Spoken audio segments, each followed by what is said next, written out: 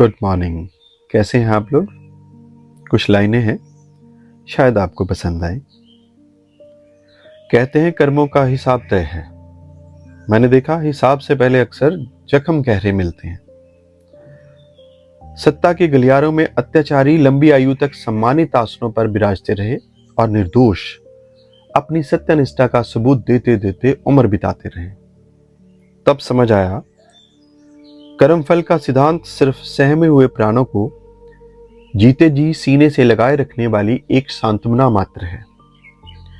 क्योंकि जब भी किसी ने अन्याय की नींव को झकझोरा, उसे न्याय नहीं, उसे धैर्य का पाठ पढ़ाया गया।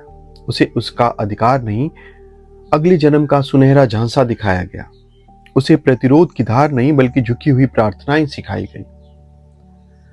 और इसी शांत अक्रमणता के बीच जालिम अपनी ईंटों से नया साम्राज्य गढ़ता रहा। मैंने इतिहास के पन्नों पर कभी नहीं देखा कि किसी अत्याचारी की रातों की नींद कर्मफल के भय से उड़ी हो।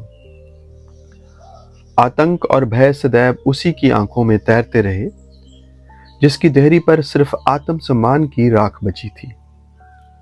और यदि कर्म और उसका फल प्रकृति का इतना ही अकाट्य नियम होता तो ये संसार तलवार की विजेताओं की गाथा न गाता, बल्कि उन हजूमों के नाम लिखा होता जो चुपचाप कुचले गए।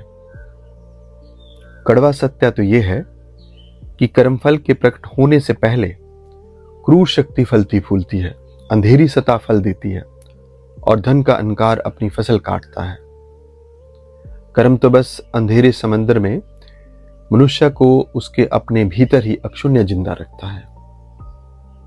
इसलिए अब मैं कर्म किसी परिणाम की आस से नहीं करता। अब मेरा कर्म करना कोई सौदा नहीं, बल्कि एक जिम्मेदारी है, ताकि आदिकाल पूरी की पूरी कायनात अन्याय के दरबार में जा बैठे तो भी मेरी मौन बैठी चुप्पी किसी अत्याचारी के हक की गवाही ना बने। क्योंकि ईश्वर का न्याय मिले ना मिले, वक्त की अदालत का फैसला हो ना हो, पर मैं अपने अंतर्मन, अपने विवेक को किसी बाहरी पराजय का शिकार ना होने दूं। धन्यवाद।